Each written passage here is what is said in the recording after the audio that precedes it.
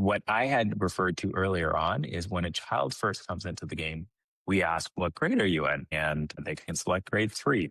And that's what's the starting point for a replacement test. So I would actually recommend not using the grade override if you want our adaptive algorithm to take over.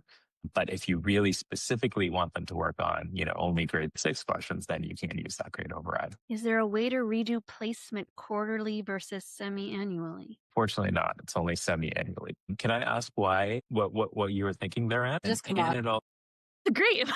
Welcome. What I'm thinking is, so I have a child who is curriculum-wise a year ahead in math, but on Prodigy, so we're doing 4th grade curriculum, but yet we're placing in 3rd grade and we continue to place it. And so I'm trying to figure out why is Prodigy at that level, but yet we're doing, 4th grade curriculum and having no problem. I see. So sometimes if you've done most of 3rd grade, but there might still be some skills where there are gaps, we might place kids on 3rd grade just to be safe.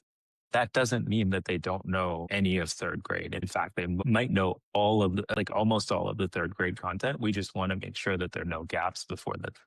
If you're finding you're getting the same problems over and over again and that your child's consistently getting them right, is there a way to kind of bounce them back or bounce them up to 4th grade and stop getting those questions?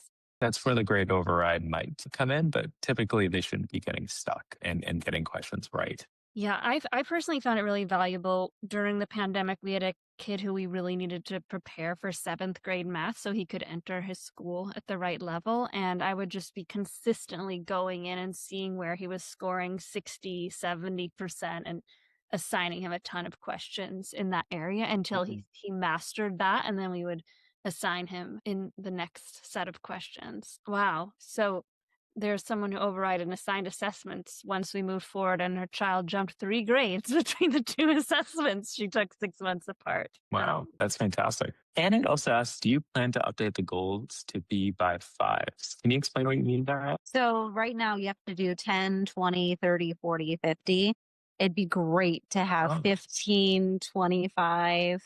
I know that 5 doesn't seem to make to you might not make a difference, but it does to the kids when you have a daily goal for them. That's great feedback. Thank you for that. One other thing we were thinking is potentially ingesting some of the homeschool curriculum, like some of the ones that you're using currently, Mammoth Math, Beast Academy, First in Math, etc. Would that be useful if the curriculum was aligned with some of the textbooks that you're using? I personally don't feel it's necessary.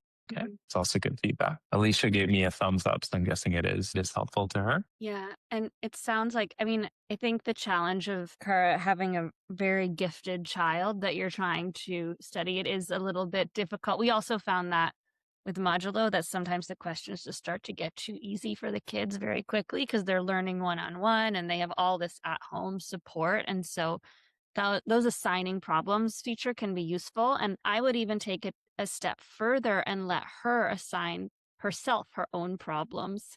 The more autonomy you can give to a child over their learning, especially if they are gifted or have learned any kind of learning differences, can be a really great way to give them more autonomy over the whole math process. Any other questions that we didn't get to here? I'd love to dig in a little bit more to math resistance because I know that some of you said that you had trouble just your student feeling intimidated or resistant to math.